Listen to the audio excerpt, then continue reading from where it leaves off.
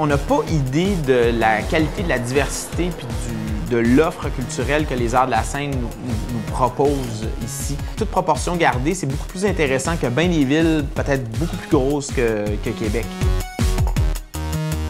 Le quartier Saint-Roch, c'est un lieu où il y a vraiment une pluralité de pratiques d'art de la scène. On va autant dans la musique classique, souvent il y en a à l'église Saint-Roch, aller jusqu'aux arts performatifs, en passant par la musique alternative, la musique électronique, le punk, le théâtre expérimental, le théâtre populaire. C'est quand même fascinant de voir comment ce quartier-là réussit à intégrer ça en son sein.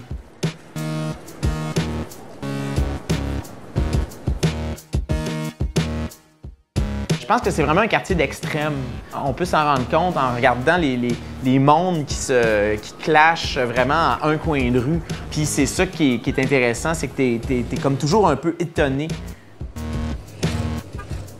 On a une identité aussi qui est forgée par, bien évidemment, l'histoire du quartier, qui est une histoire qui est en dents de scie. Une identité qui est forgée par la pauvreté, par l'itinérance, mais aussi par la richesse. Un quartier qui a une identité qui est liée à une histoire qui est très, très longue, mais en même temps à des technologies qui sont très, très nouvelles.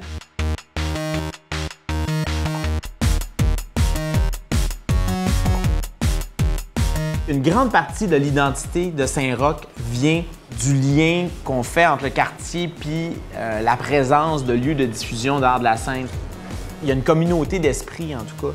Puis ça fait partie vraiment du sentiment d'appartenance. Et c'est le fun, c'est ça les arts de la scène. C'est le fait de dire que tu as des beaux souvenirs dans un endroit. Parce que ça fait 13 ans que je suis à Québec. Puis pour moi, ça a tout le temps été un lieu où je sais quand je viens ici, je vais repartir un peu enrichi.